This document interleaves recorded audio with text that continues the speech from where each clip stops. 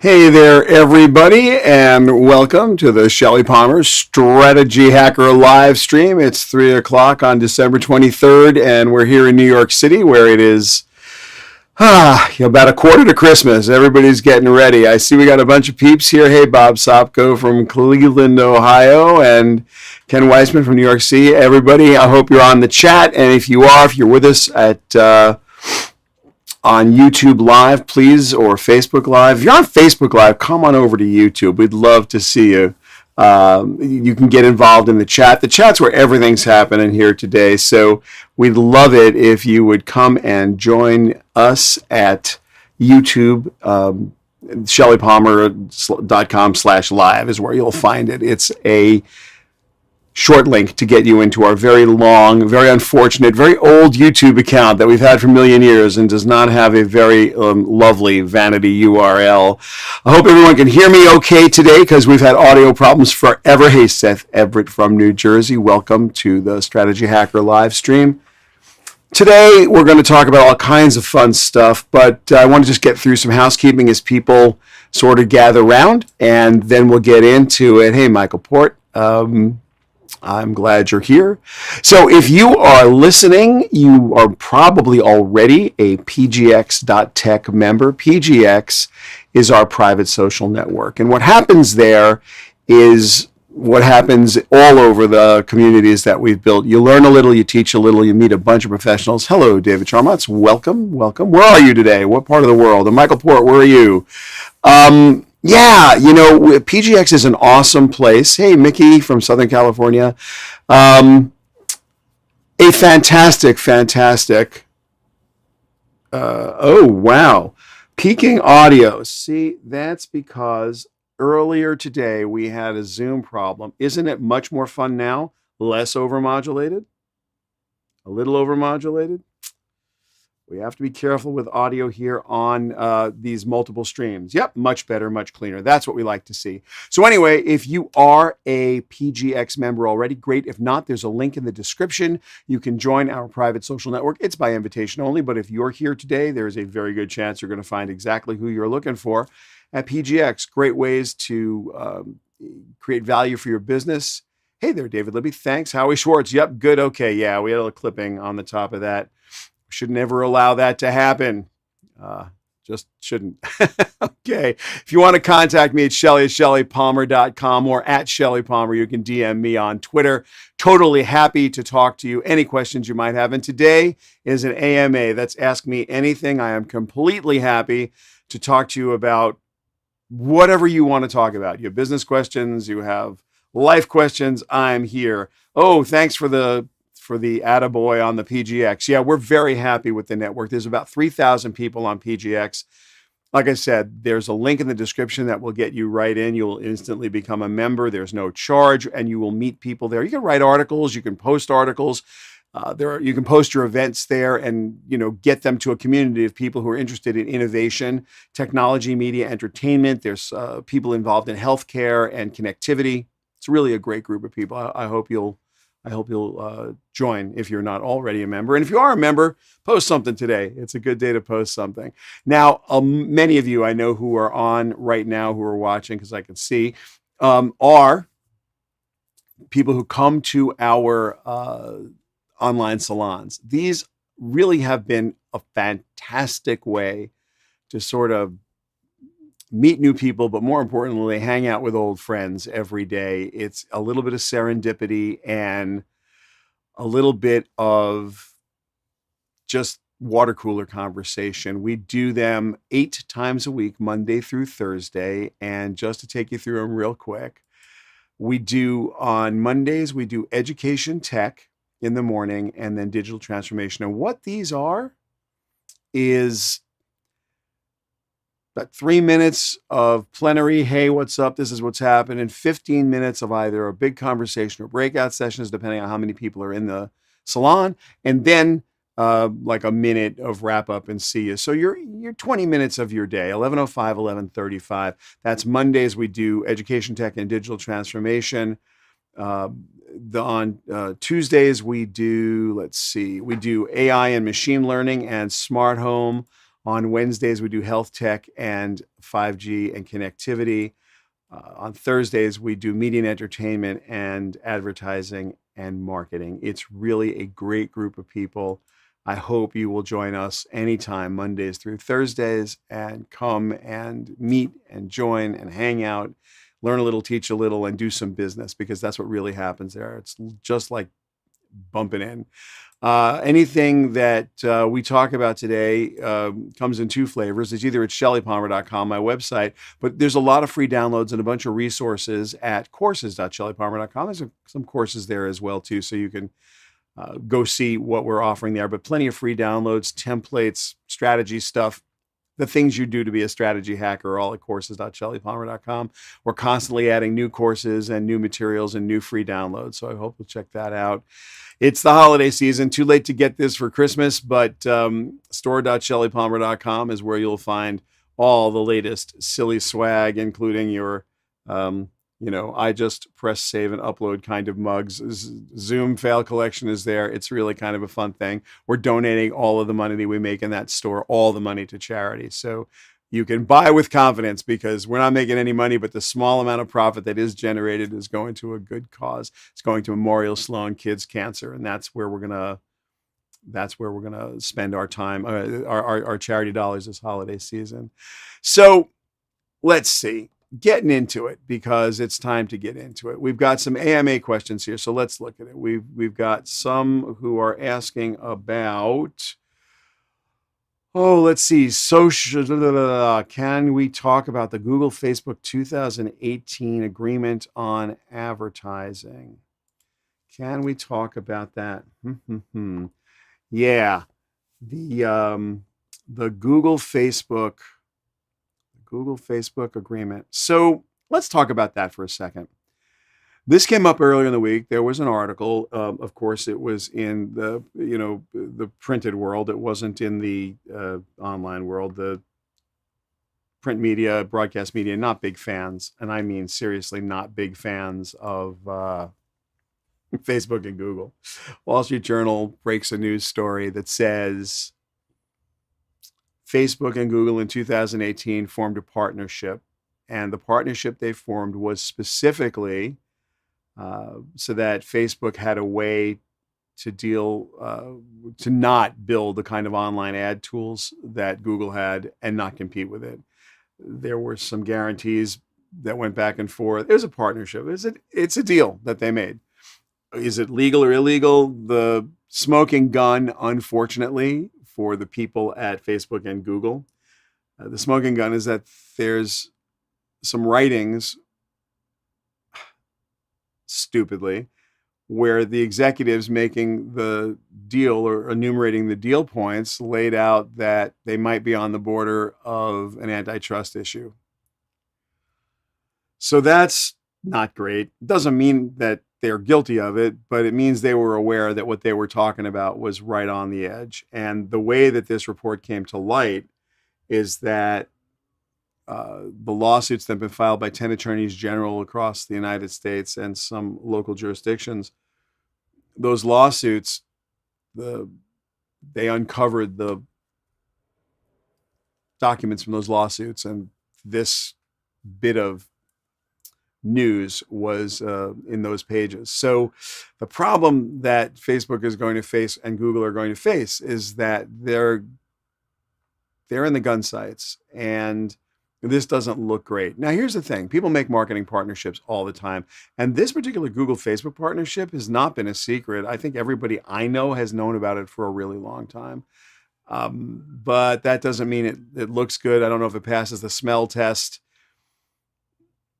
Is it antitrust? Well, I'm not an antitrust lawyer, but you could make a pretty solid argument, and I do mean, hello, Andy Marks, and hello, David Colbert. You could make a pretty solid argument that these guys have an awful lot of control, and none of us have any control.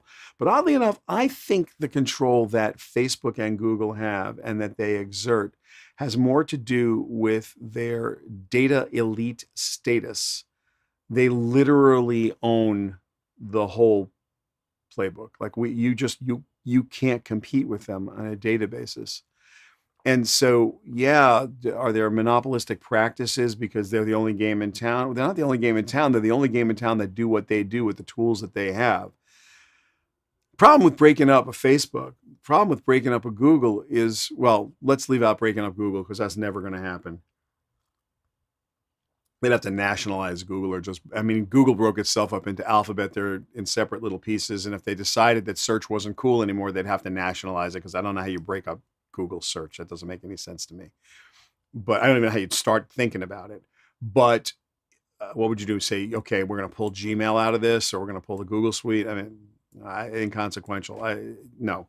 Facebook, on the other hand, if you broke it up and people are talking all day long about Instagram and WhatsApp and Facebook becoming three separate entities, and that's what they want to see. Hello, Robert from Brooklyn. Glad you're here.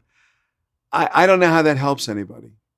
I understand that you'd break it up into three companies.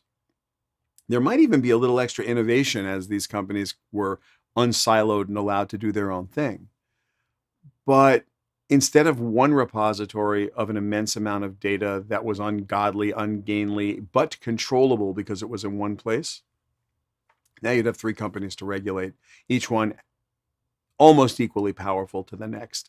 So I don't see this as a genius thing for them to do, and I don't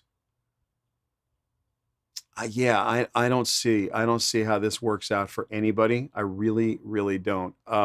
There's going to be a long lawsuit about this. This isn't going to be a minute. This is going to be more than a minute.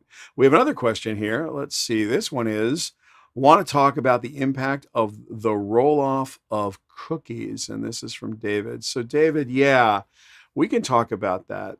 There are, in the first quarter of this year, second quarter of this year, cookies as we know them will become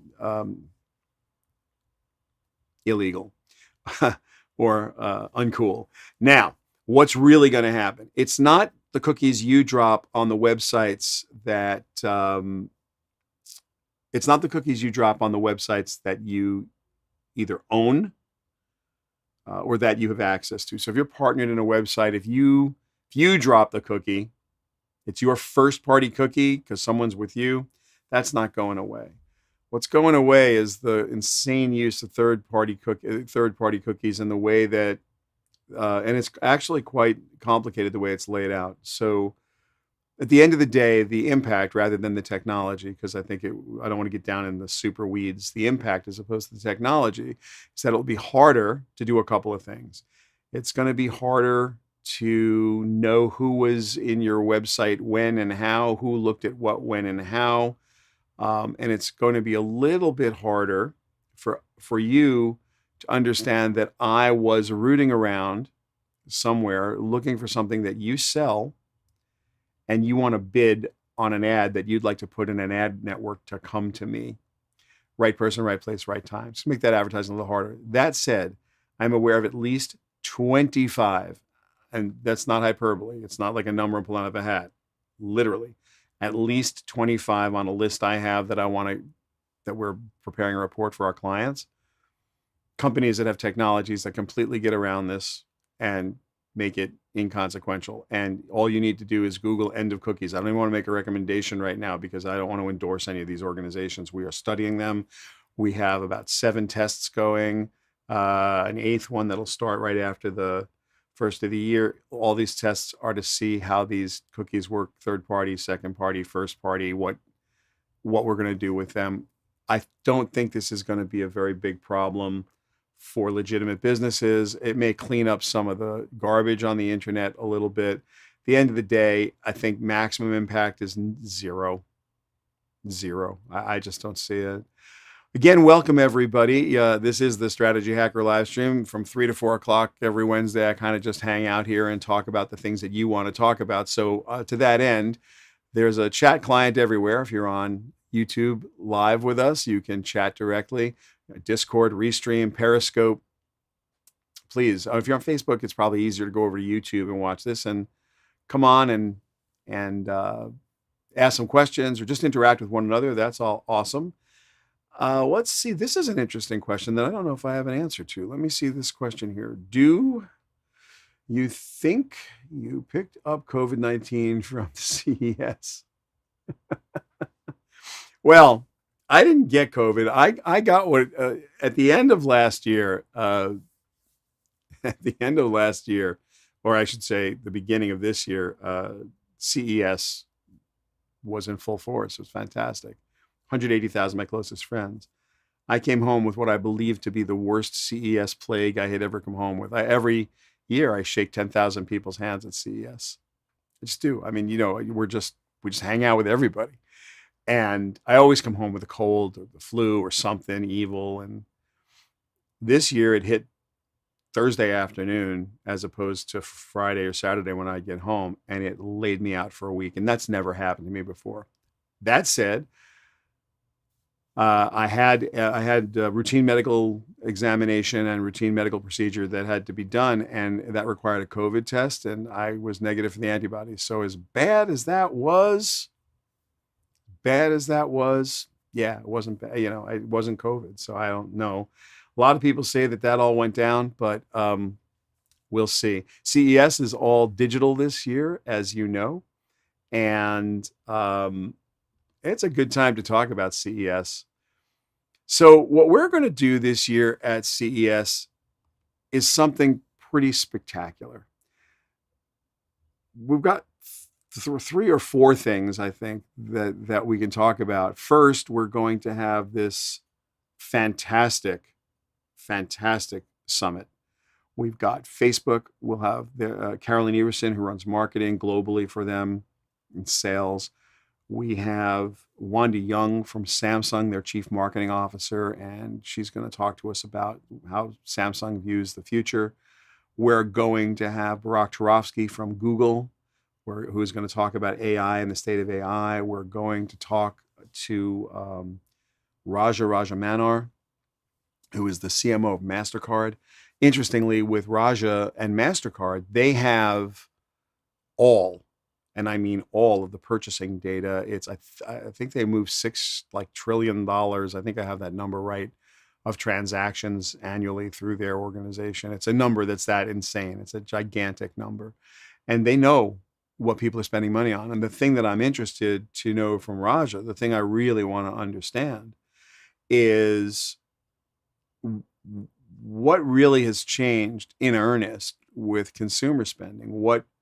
What's really happened? That's going to happen at CES for us. Then at CES, we're also going to do a new online version of our, I don't want to pat myself on the back, of our very famous, legendary, some hyperbolistic accolade, some superlative, floor tours. We do these tech briefings and floor tours every year. We've been doing them for 25 years and walking the floor with senior executives from big corporations and basically talking about what's new, what's next, and what it means for your business. Kind of what we're doing today, but in a much more concentrated way, and using CES as the backdrop.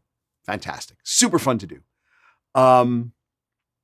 This year, we can't go there because there's no physical CES. So what we're doing instead is an online tech briefing, and I guess you'll call it a virtual tour.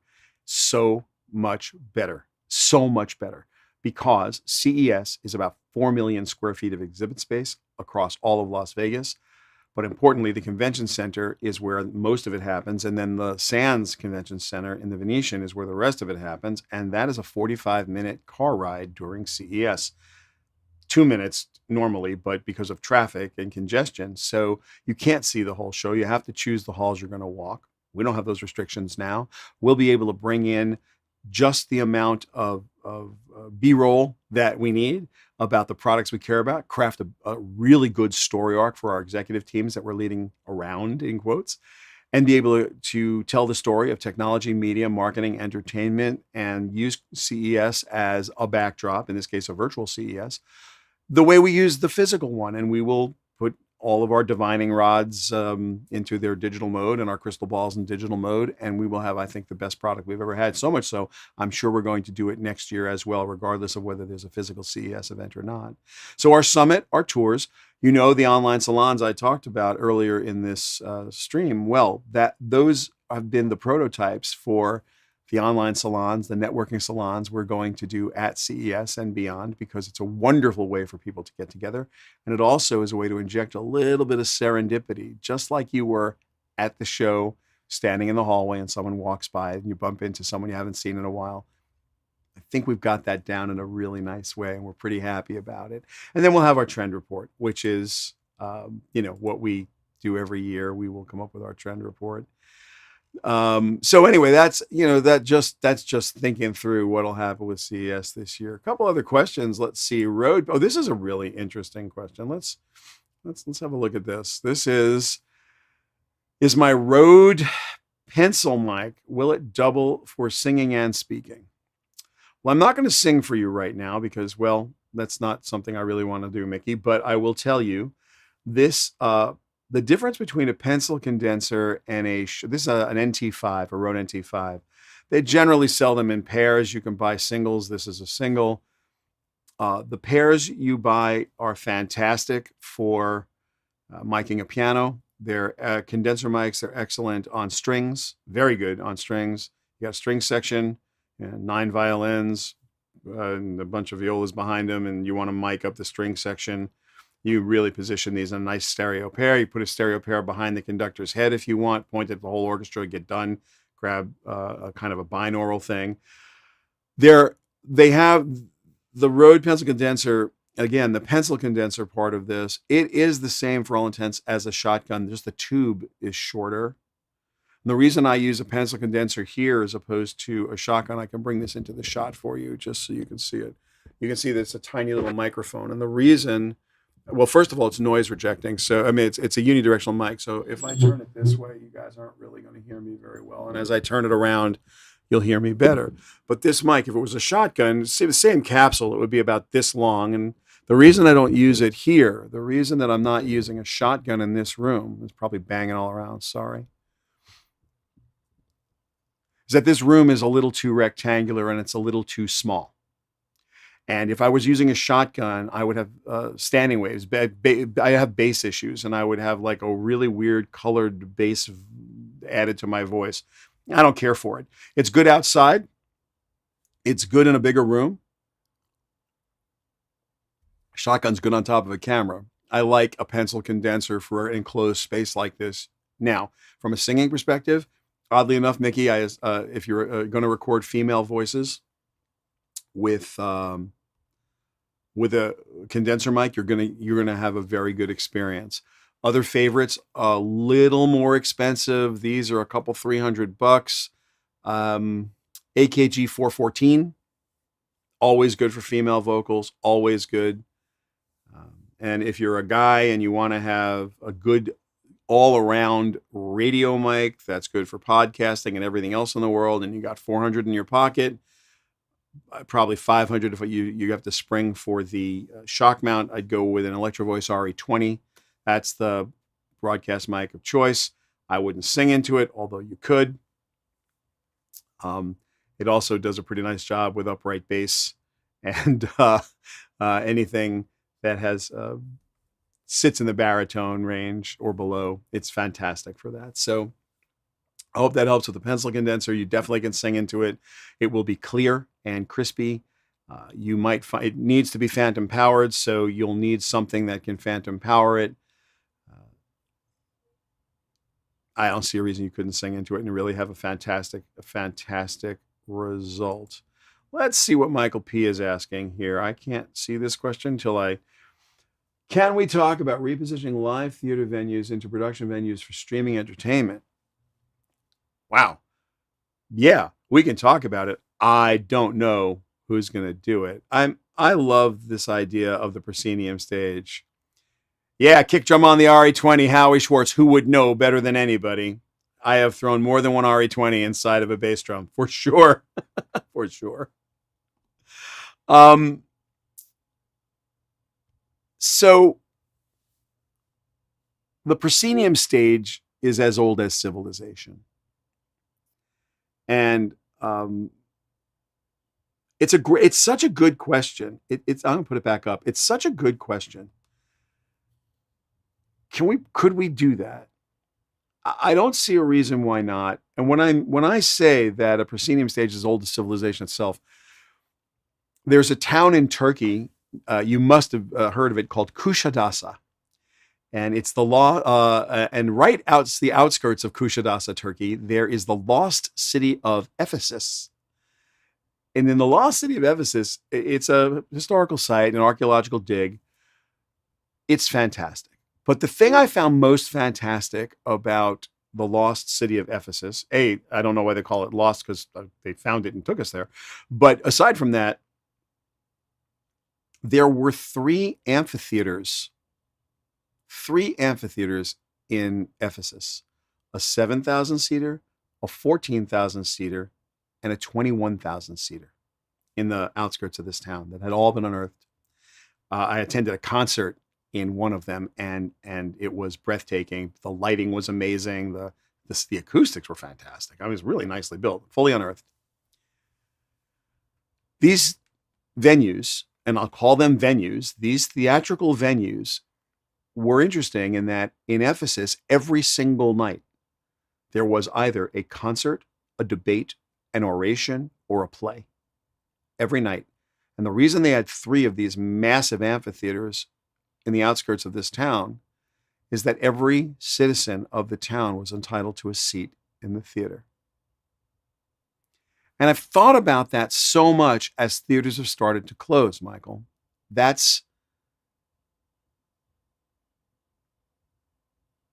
kind of a human thing that we do. Ephesus is 3,500 years old. It had concession stands. There were bathrooms. If you walk through the labyrinth that gets you to the amphitheater, the big amphitheater in Ephesus, instead of making it out of stone, make it out of metal and concrete. And it's now the behavior of wanting to sit together and experience something together and feel what the artist is feeling, or hear what the narrator is telling you, or what a politician is debating about. Be part of it. Be present. Be connected, and be with each other to have some experience with each other about what you're seeing. It's as human and as old as we are. And as much fun as this is, and this is super fun for me, and I know it's fun for you guys too, and I appreciate everybody being here. This is something we have to get back to. So is there a good use for theaters? I hope there is. The question for me isn't, could we use theaters for streaming? There have been plenty of experiments, pay-per-view events in theaters, concerts in theaters. Quite a few organizations have done everything they can to try and make that work. Is that the right place to have streaming entertainment? I don't know. It seems to me that streaming is built to be where you are, and you can carry it with you, and you can do it at any time on your smartphone.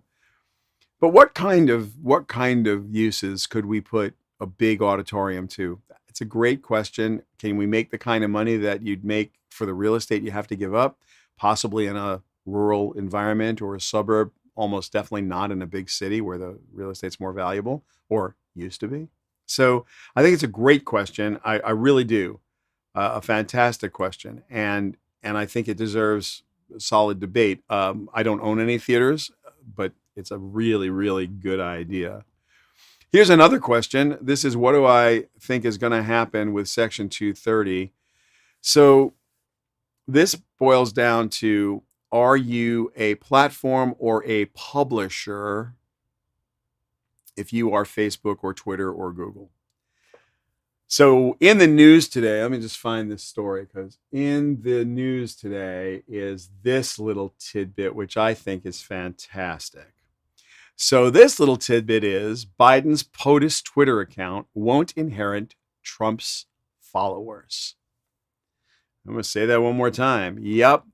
The Biden POTUS account plus the at White House, like all the at FLOTUS, none of them get to keep President Trump's Twitter followers. They're going to be told, they're going to zero out the account, and then you as the follower are going to be given an option to follow POTUS or follow at White House.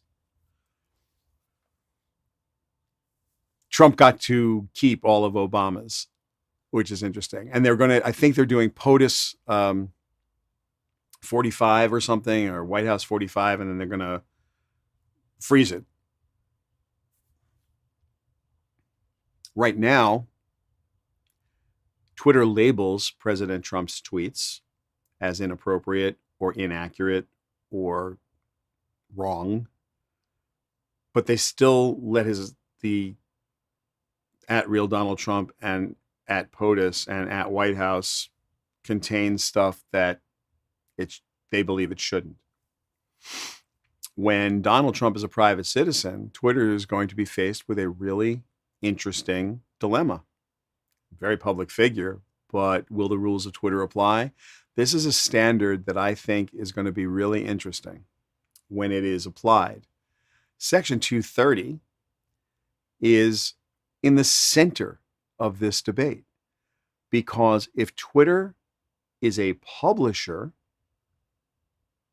they are responsible, and therefore they would need to delete that account on principle because it violates any number of policies, threatening and misinformation. The list is endless.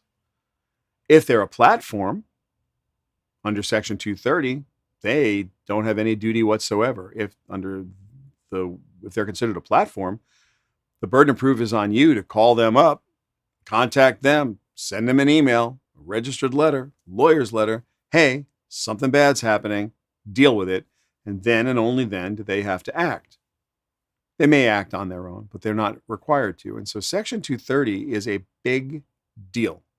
It has been a big deal. You know it's a big deal because everybody's fighting over it, and you, meaning all of us consumers, are the ones who are on the business end of that gun. It's a particularly unfortunate rule that doesn't have, and it's not unfortunate because it's there. It's unfortunate because of how it's hidden behind. I should say that. Because at a certain point, you have to figure out what all of this means. And Gene, we will get to the Russia hack in just a minute, but I want to talk about this for just one more second. And please continue to ask your questions. I would be very happy to continue answering questions. But let's just talk for a second about how you would regulate social media. Let's just talk about it for a second.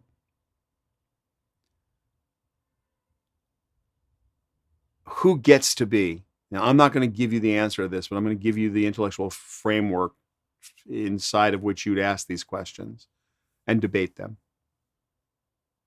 Who gets to be the thought police? Mark Zuckerberg, president of the internet, does he get to be the thought police? Sheryl Sandberg, Jack Dorsey, me, you, some appointed person who's the Dalai Lama? I don't know. Who gets to say what's real and what's fake? Now, we can talk in really broad brushstrokes about what a fact is and what a fact isn't. The glass fell to the ground and broke. It's a fact. By itself, it's not that interesting unless it was the priceless glass fell to the floor and broke. Okay. What do you mean by priceless? Whose glass was it? How did it happen? Who was to blame? As soon as you start to fill in the color around that story, the single fact. Was it pushed? Did it fall? Who pushed it? How did it fall? If you want to tell that story 400 different ways, and I've done this with students in classes, in English classes, you can tell that story 400 different ways. Train an AI to pick what has to be removed. The fact in the story is that a glass fell to the floor and broke. The hearsay, opinion, eyewitness testimony, everything else, so-and-so bumped into it, so it fell to the floor. So-and-so purposefully shoved somebody, so he bumped into it and it fell to the floor. I mean, you go on and on and on. What part of that, and by the way, you can be red or blue, east or west, north or south on that story any way you want. How would you go about training an AI model to figure out what part of that stays? I'll make it more present and less hypothetical. Way more present and way less hypothetical.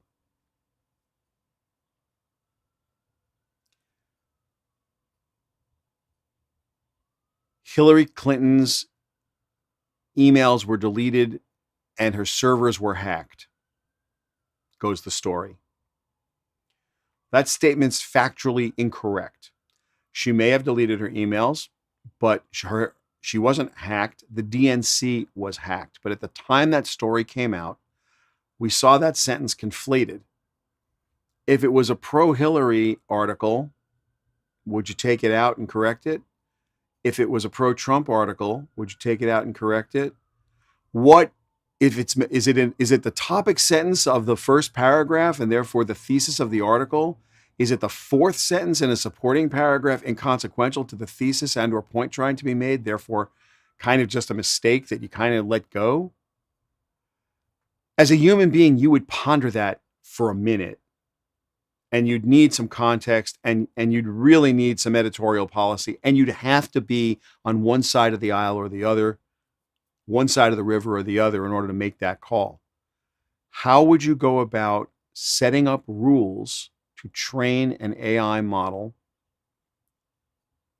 to deal with that? How would you, like, if you can't lay out the framework for why that would be right or wrong, we turn around and every time you go deeper, and every time you go deeper, every time, this gets more and more complicated and less doable by machine and more contextual and more you need a wide understanding of the landscape to understand how to censor that. When you get into hate speech, it's easy. You're not allowed to say blank. Okay. Social media has been allowed to do stuff as a platform that when a publisher does, they can be sued for. Case in point, Fox, OAN, and Newsmax are all in the gun sights of the Dominion voting machine people. Why? They flat out lied.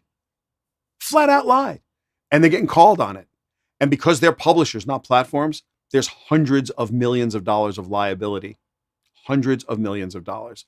They completely defamed, and I mean completely defamed these guys. And, that's not cool. Facebook, if they ran that story because you posted it, or Twitter, if they linked to that story because you posted it or I posted it, under 230, they have no responsibility whatsoever. True, false, inside out. No, this is what the person said.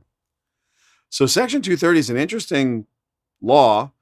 I think it's a 20th century tool looking at a 21st century problem. I think that law needs to be rewritten in its entirety.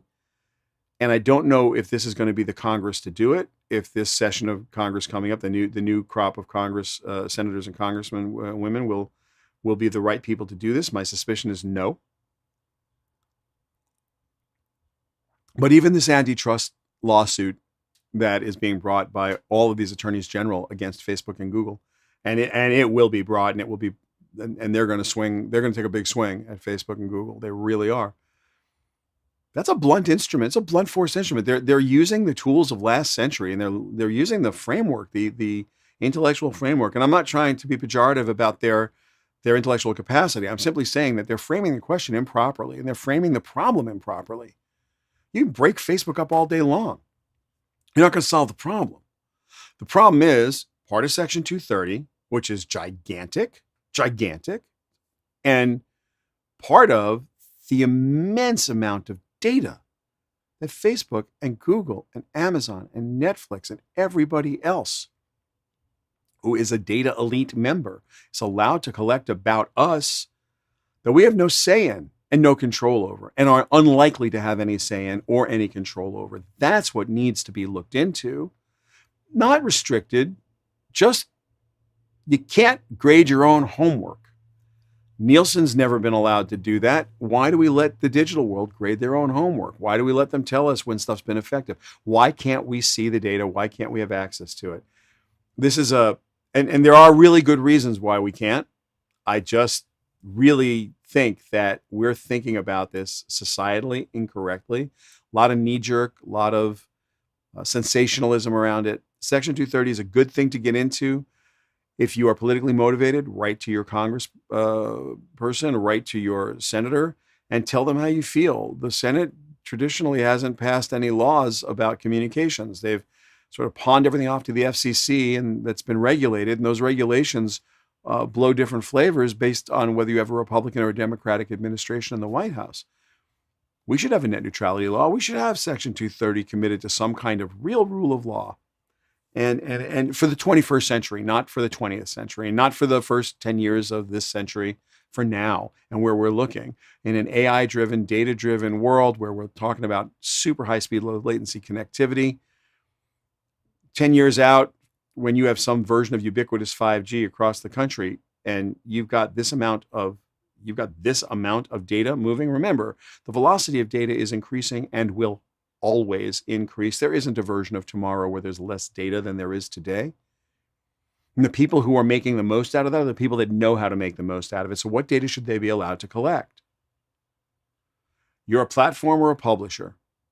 You have this much data, you have that much data. You can deploy this much AI or that much AI. It's not everybody. That's not a level playing field. That's in no way a level playing field. All right. Today, we promised we would talk a little bit, and keep your questions coming. And I see you guys still having a really nice chat all together, which is fantastic. And the best part about the Strategy Hacker live stream is the best thing about our salons. It's the chat. The stuff you guys put in chat's fantastic. And I've been stopping for a second to read a bunch of it. So it's really great that everybody's into it. Also, if you're new and you're just logged on, do us a favor if you can. It's not mandatory, but if you haven't subscribed to this YouTube channel, I'd appreciate it if you did. That'd be awesome. Or you could just maybe hit a thumbs up in there so that YouTube knows we're alive. That'd be awesome too. I appreciate that.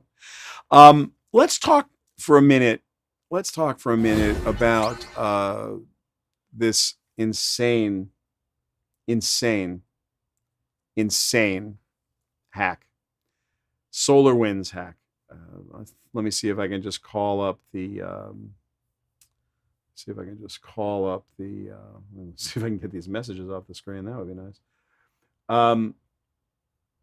So yeah, let me get rid of that. And let's find this. Here we go. This is what I wanted to find. This is amazing. This is the attack vector.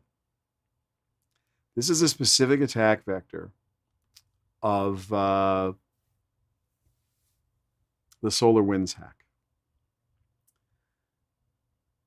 I read this on the 18th when Microsoft published it.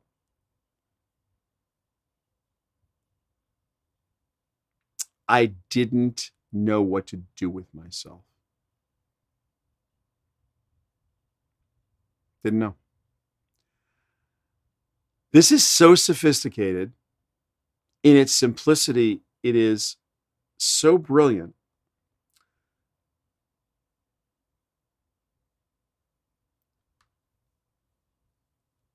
I think it's really hard. To understand two things about this hack. One, why isn't this all over the news everywhere? Like, how is this not the only thing anybody is talking about? Full stop. Everybody.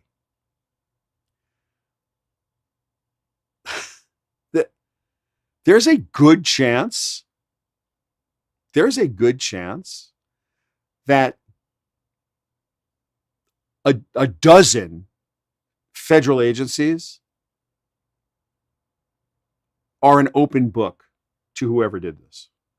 And when I mean open book, I mean root around, download files, put in data, take out data, keyboard access, literally keyboard access to the highest level of government. No one knows how far it went. When you look at how this was done, You don't know who did it. People say it was the Russians. Everybody likes to blame Russian hackers for everything. Maybe it was. I'm here to tell you I don't care who did it.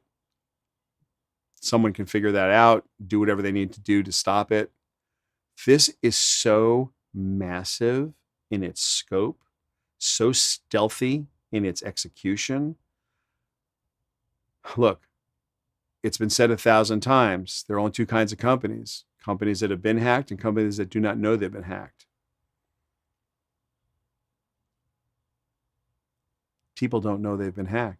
They don't know that they could be sitting at their desk with someone in the room. It's a spy novel. This literally is a labyrinth. This isn't a virus that you root out with an antivirus checker, although Microsoft's got a pretty decent way to go and look for some of what's happened, what they understand has happened. But there are lurking spies sitting in the wings, waiting to do whatever they are waiting to do. This could be, and I don't want to alarm anybody, I don't want to be sensationalist, but this is why I don't understand when people aren't talking about this. Play pretend. And you've all watched enough James Bond movies and end of the world apocalypse movies, and you all watched enough sci-fi and Bruce Willis movies. You've all done all that stuff. So I infiltrate your computer system, and I do it stealthily. I'm using ninja techniques. I'm literally invisible, the art of invisibility. And I'm not doing anything. I'm just waiting. And I'm rooting around and I'm getting my bearings. And I'm very careful to avoid certain virus checkers. And I'm very careful to avoid when certain things are reporting and or polling, because that's the way they built this thing. Great. Simple, too. I mean, the simplicity of it is, it's icy simple. Just kind of makes you go, wow, that's vicious. Got a bunch of people just deployed sleeper cells inside computer networks is the way I would think about it. And on a timer, it's New Year's Day, 2021. They decide they're going to do blank, and you fill in the blank with your worst nightmare.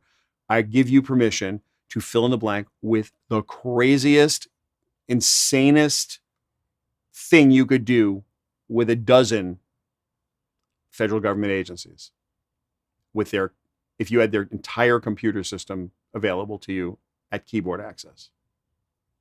Finances, receivables, payables, purchase orders, HR, emails from all the other government agencies. You have keyboard access. You have keyboard access. Think about that for a minute. What would you do with it? Like I said, the thing that's hard for me is I don't know personally how this isn't the only thing this thing is so serious, no one will talk about it. I mean, it's that simple. This thing is so serious, nobody wants to talk about it. So I'd like you to go do some reading. I'd like all of you to go do some reading. It's not hard to understand, which even makes this scarier. Even the very long Microsoft blog from December 18th, which is very easy to find. I can't put a URL in chat, but you can easily just Google this. The title of the article is kind of really simple to get to. The title of the article is Analyzing SolarWinds, the compromised DLL file that started a sophisticated cyber attack, and how Microsoft Defender helps protect customers. And this is on the Microsoft blog, and it's in the Microsoft security blog. It's a really, really, really simple thing it's a simple thing to read. You will understand every word of it, no matter how unsophisticated you are, no matter how little you know about coding, no matter how little you know about anything computerized. This article is so straightforward, and it so methodically lays out the attack vector and the strategy that they could divine from what they could uncover. They also are very honest about the fact that they have not uncovered everything. Not yet. This is big. It's a bad year to have it happen. This is big. It would be awesome if this was some kids. Oh, Jonathan wants me to scroll down. What would you like me to scroll down to, Jonathan Carmel? I will scroll down to the bottom, and I'm scrolling here. I'm still scrolling. I'm scrolling forever. What do we like on the bottom? May also like these articles. Did you want me to show off the DLL? Is it the DLL we're talking about that you wanted to show off? Because this is the code. The code's fantastic. They hid the code. They literally hid. I mean, in plain sight. They hid this code in plain sight. It's unbelievable the way they did this. They basically. Let me see if I can pix this thing. Well, I'll just put it back up on the screen, full screen. What they ultimately did was they just used a name that just for calling a piece of code that they just missed for months. This guy's just missed it, and it's so stunning to me. It's so stunning to me. And you won't understand this code at all, except in the article they literally outline how incredibly simple this is and how simple it was. Oh, multiple attacks, multiple agents. Yeah. That's worth talking about. That is worth talking about. Let's see if I can find that part. Solarwinds, Orion, Software Enterprises. Well, I don't want to read this online to you guys. There is a ton of additional malware that is going to have been injected with this code. That's the whole point. And I'm going to call it infinite number of attack vectors that are opened up by this backdoor. These hackers did not want to be caught, and they had months to do what it is they want to do. Is it a nation state? Probably. I don't think you get this deep without paying off some people at Solarwinds and or injecting your own people there. This is when they make the movie about this, whatever the apocalyptic thing is at the end of it. When they make the movie about this thing, we're going to learn how somebody got hired at Solarwinds, or some vendor or some outside coding group or some agile team was brought in, and this team was the team that was infiltrated. Because this passed through all normal code reviews, and these guys aren't bad programmers. Big company, they have an awful lot of clients, thousands and thousands of clients, and it's unfortunately where the Solarwinds tools sit is right where it needs to sit. It's sort of like so surgical. It's so surgical. Where if you wanted to knock somebody down, you'd kick them in the knee, or you'd stomp on their foot, and if their knee's not working or their foot's not working, they can't stand. It's that kind of, I don't need to try and carpet bomb. I don't need to try. I'm going to take this right there. No one's going to see me, and I'll just do my thing. Horrifying.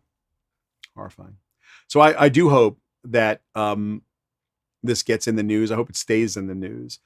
Let's see if there are any other questions that are less because I don't want to end on a note that's so sad. And okay, this is a good one. I like this. This I like. So, last minute Christmas gifts. That's what I like. All you guys who are thinking last minute Christmas gifts, and I hope you are thinking last minute Christmas gifts, because hey, it's almost Christmas time, and so that would be cool if we had some last minute Christmas gifts. The best thing you can do, it's at shellypalmer.com. These are last second Christmas gifts. They're not even last minute Christmas gifts. I got a whole list here for you of gift ideas, and they're all subscription cards and or digital bundles, or there's links to Grubhub and your local some food delivery stuff and masterclass subscriptions and what have you. These are all, and obviously all the different game cards that you can get.